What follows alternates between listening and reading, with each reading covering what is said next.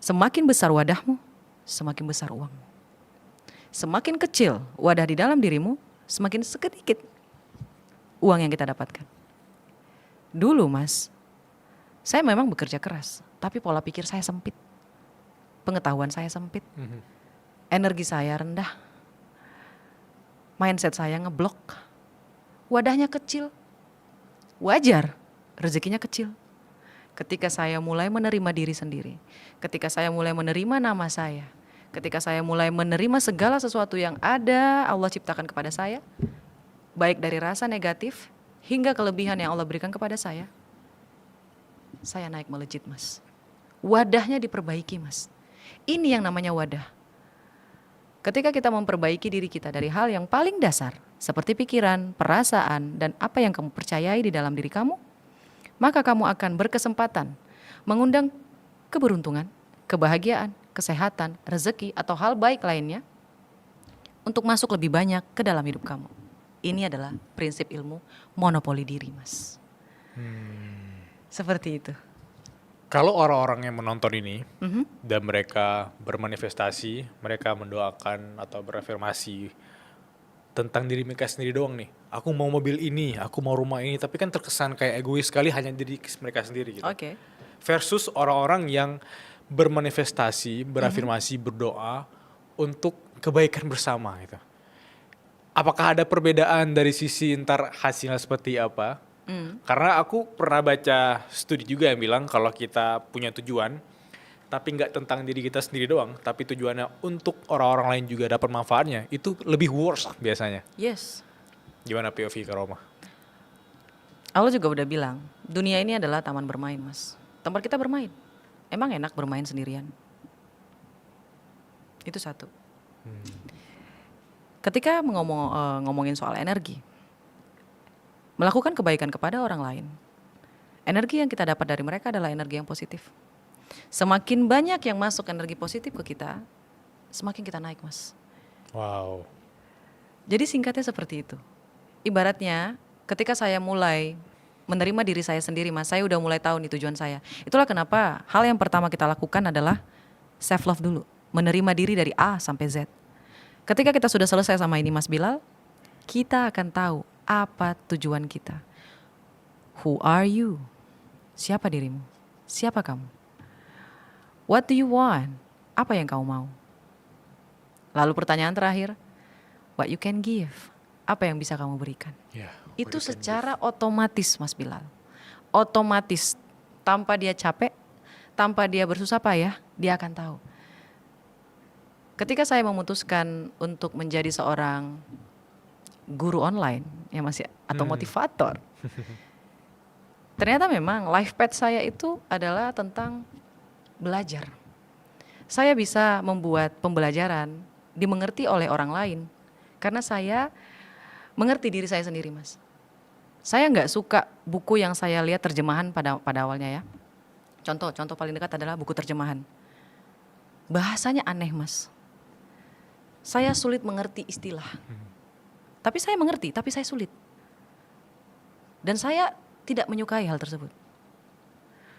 Dan akhirnya saya ketemu dengan seseorang yang tidak suka belajar, tapi gampang banget nyerap ilmu.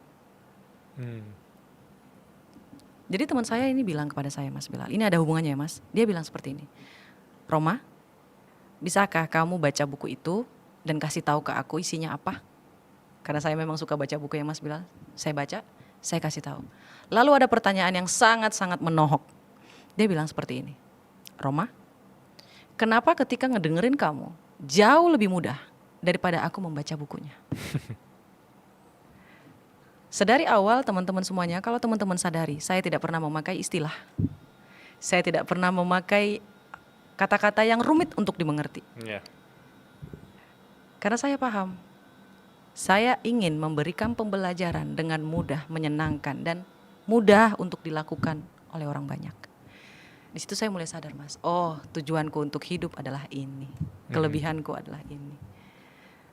Sebenarnya saya udah terkenal Mas dari SMA, tapi saya trauma. Oh really? Yes, saya menarik diri Mas, gak mau terkenal lagi. Dalam tanda kutip terkenal karena? Maybe looks, I don't know. Oke, oke. Kepintaran juga bisa dibilang kayak idolnya. Jadi kayak ya begitulah. Lalu ada hal yang membuat saya trauma, saya menarik diri dari keramaian. Akhirnya saya bekerja dengan cara yang private. Ternyata nggak cocok sama life path saya, nggak cocok sama garis tangan saya. Saya memang ditakdirkan untuk muncul ke permukaan. Dan ketika saya muncul lagi ke permukaan, saya sangat menjaga privacy, biar tidak terulang kembali kesalahan yang kemarin. Oke, get the point. Yeah, you know what I mean, right? Ya. Seperti itu Mas Bilal, dan teman-teman semuanya semangat. Pasti bisa Mas Bilal. Bahkan dari jurang sekalipun. Justru orang-orang yang jatuh ke jurang Mas Bilal, jujur aja, mereka punya kekuatan lebih Mas Bilal. Karena mereka nggak ada tujuan lain selain ke atas. Wih, I love this quote ya, wow. Like I do. Yeah. I don't know what to see. I don't know what to do. Nggak tahu ngelakuin apapun. Saya nggak bisa ngeliat apapun. Saya cuma bisa ngeliat ruang gelap. Udah nyampe di dasar laut. Saya nggak ada pilihan lain selain naik ke atas. Saya nggak ada. Ada dua pilihan sih. Apa tuh Mas? Mau mati tenggelam atau naik ke atas. Aduh. Yeah. No Mas. Kalau saya mati, yang memberikan kebahagiaan, bukan memberikan kebahagiaan kepada orang tua saya siapa? Sebelum saya mati setidaknya orang tua saya bahagia Mas. Itu aja sih tujuan saya ya.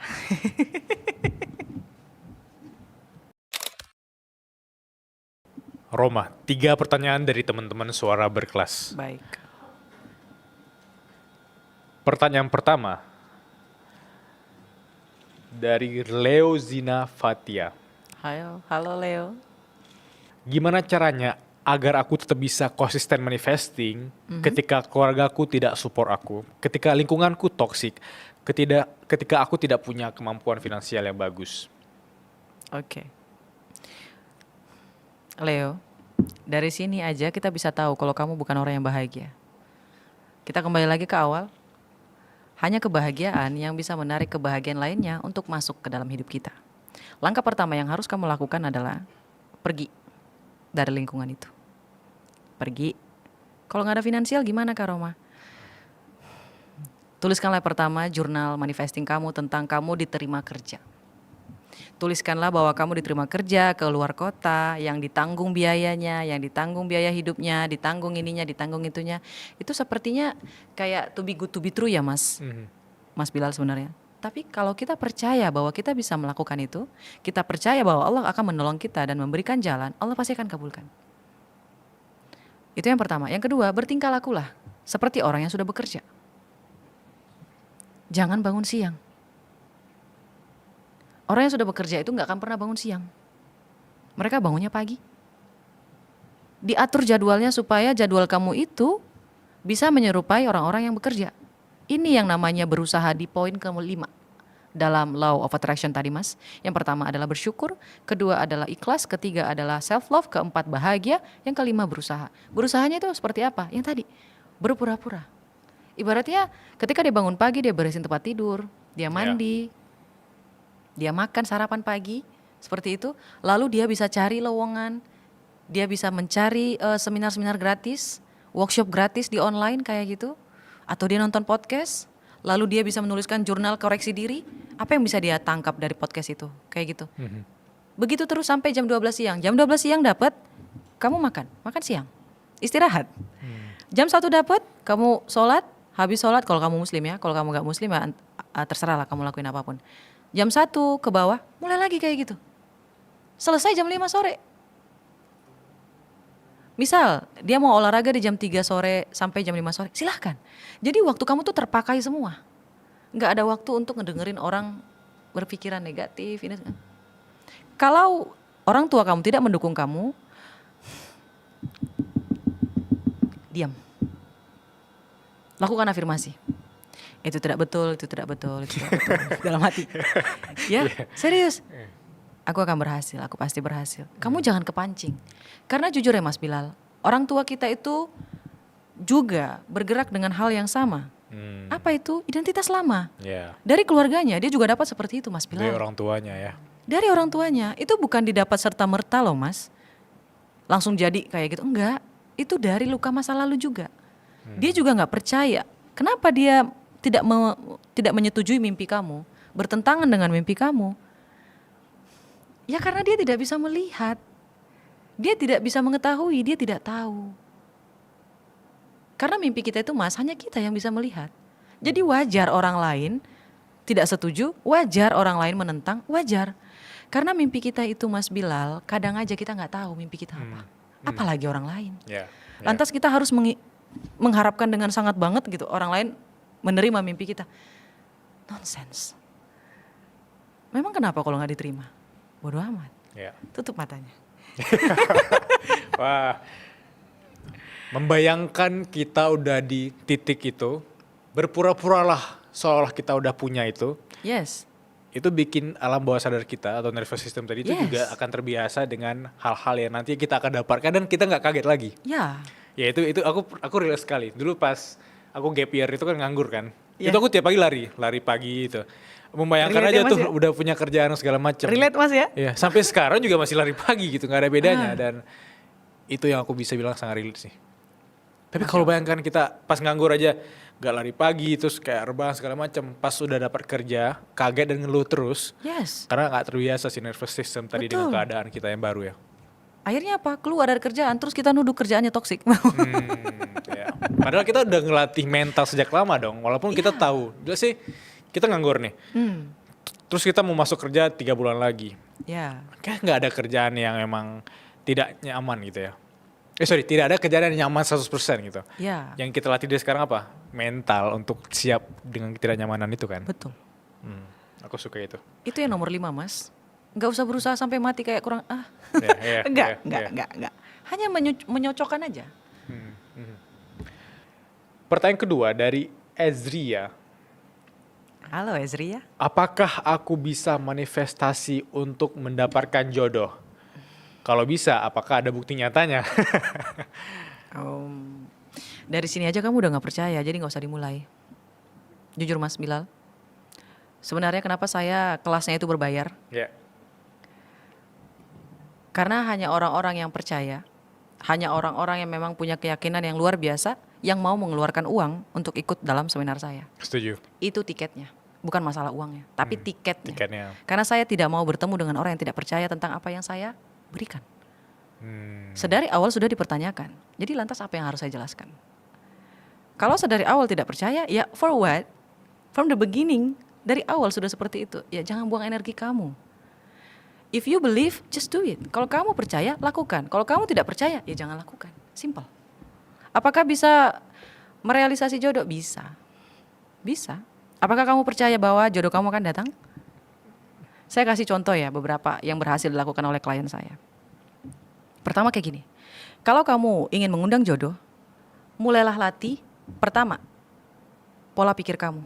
Apakah kamu sudah siap untuk berbagi tempat sama orang lain? Berbagi tempat itu seperti apa Kak Roma? Pertama, ketika kita menikah Mas Bilal, otak bukan cuma satu lagi, ada 2. Otak-otak jadinya ya? Iya betul, enak tuh. Iya. Ketika kita suka sayur bayam misalnya, dan pasangan kita kebetulan tidak suka sayur bayam, dia sukanya sayur kangkung.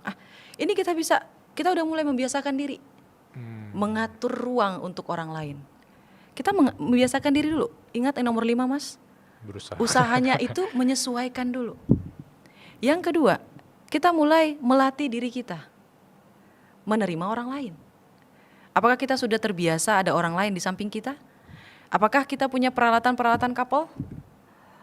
Kayak gitu Mas. Apakah kita sudah siap untuk menerima orang lain lagi seperti anak? Kayak gitu. Jadi semuanya dibiasakan dulu. Ada orang dia mau jodoh tapi masih tetap keras kepala sendiri, nggak mau diatur, nggak mau menerima pendapat orang lain kayak gitu. Masih tetap di nyamannya sendiri. Karena ketika menikah itu bukan tentang diri kita sendiri lagi Mas. Jadi itu yang harus pertama kali dilakukan. Dan jangan lupa ya guys, kalau teman-teman ingin membuat jurnal manifesting tentang orang lain, kita mau si A. Si A ini orangnya bagus, energinya bagus, positifnya luar biasa. Dan kita tidak memperbaiki diri gak akan bisa ketemu Mas. Karena energi dengan energi itu sulit. Itulah kenapa manifesting benda mati jauh lebih gampang daripada benda hidup. Karena mereka punya energinya sendiri. Energi ini harus bisa cocok. Harus cocok dulu baru bisa bertemu.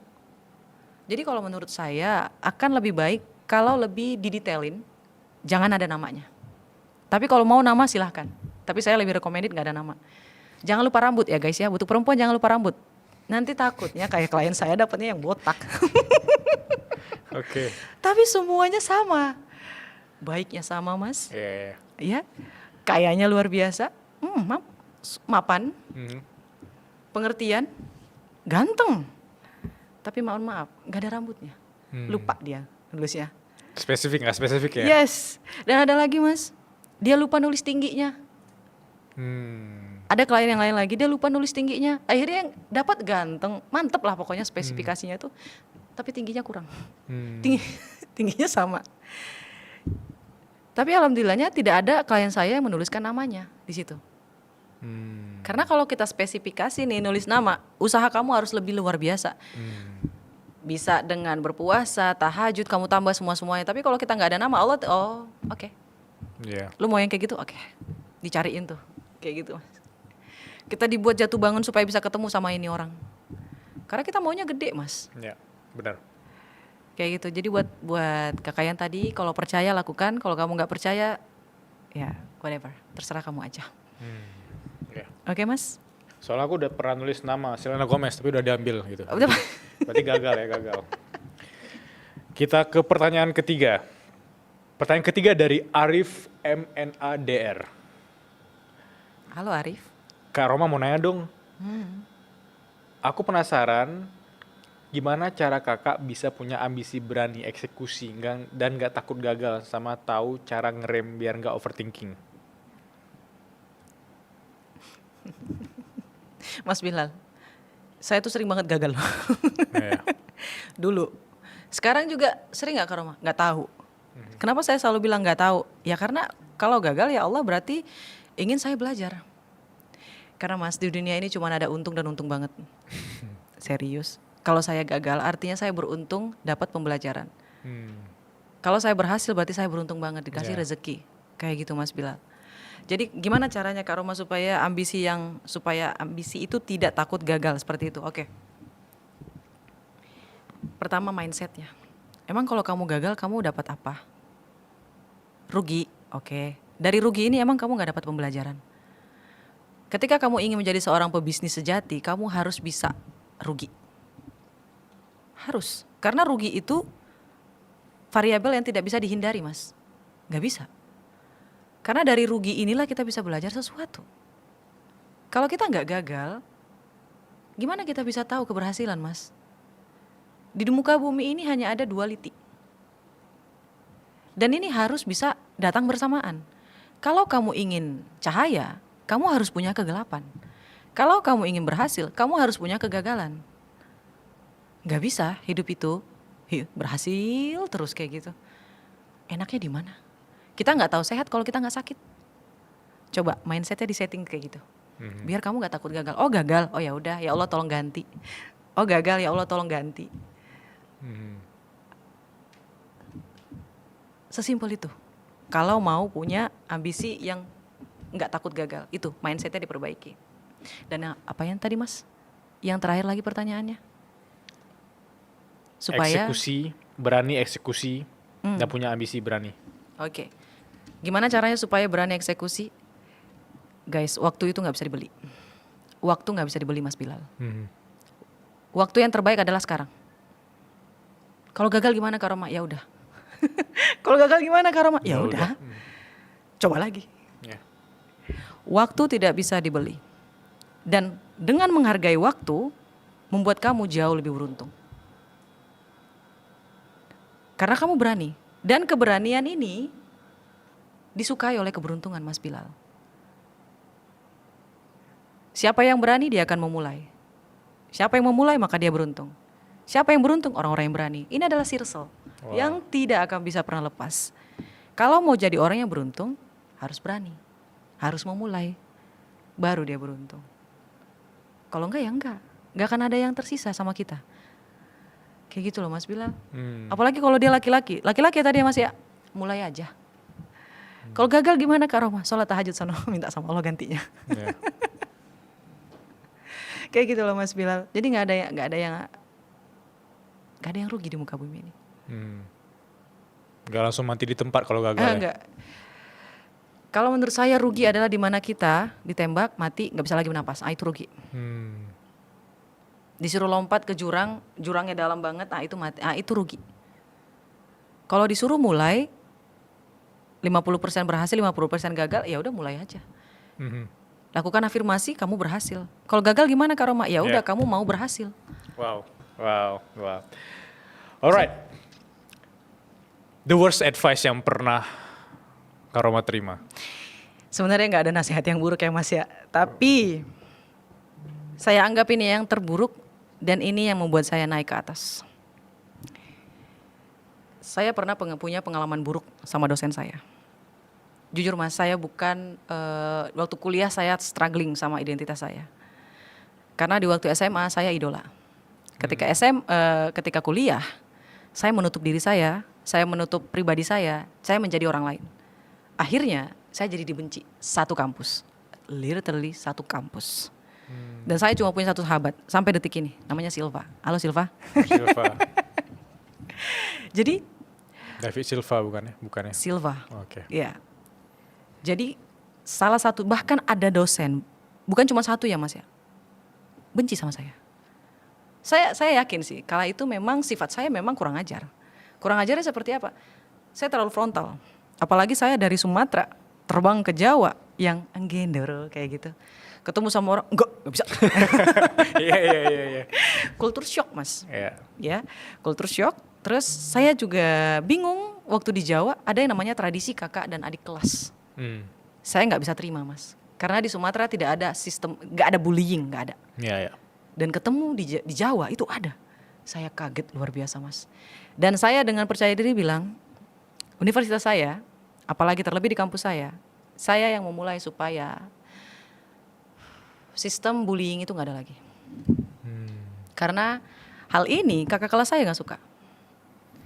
Dan suatu hari Mas Bilal, jujur, saya sangat-sangat sakit hati. Bahkan sampai detik ini mungkin ya saya bersyukur. Ini nasihat paling buruk yang pernah saya dapatkan, tapi malah membuat saya luar biasa.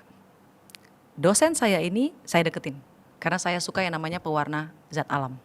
Saya suka banget Mas Bilal, apalagi soal alam kayak gitu saya suka. Saya udah bilang, Ibu, kalau nanti ada pelatihan tentang zat alam saya ikut ya.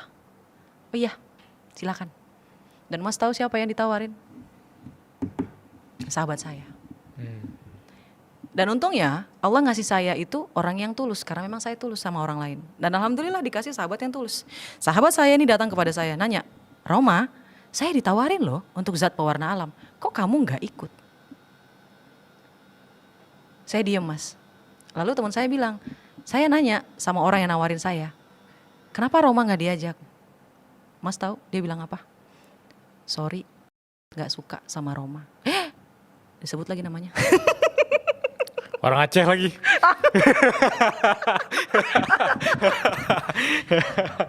Aduh ya, saya nggak suka sama Roma.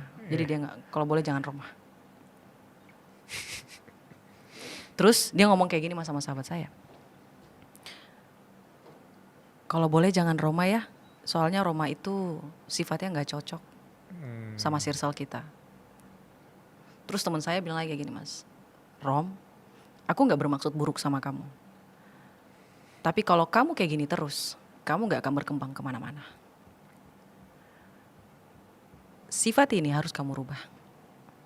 Suka gak suka, mau gak mau, kamu harus merubahnya.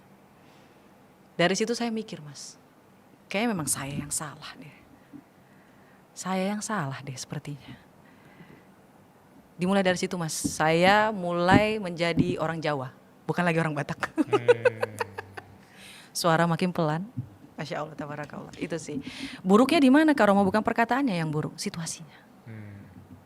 Untung sahabat saya itu sahabat saya gitu loh Mas. Datang ke saya ceritain kayak gitu. Dan langsung ngasih nasihat. Sehingga saya merasa, oh saya harus berubah.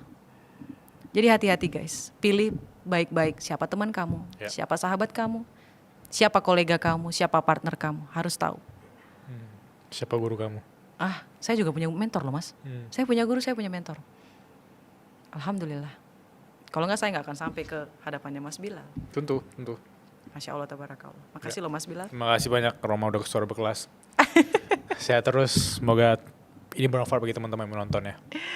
Ya Mas Terima kasih Bilal. semuanya. Bye bye guys.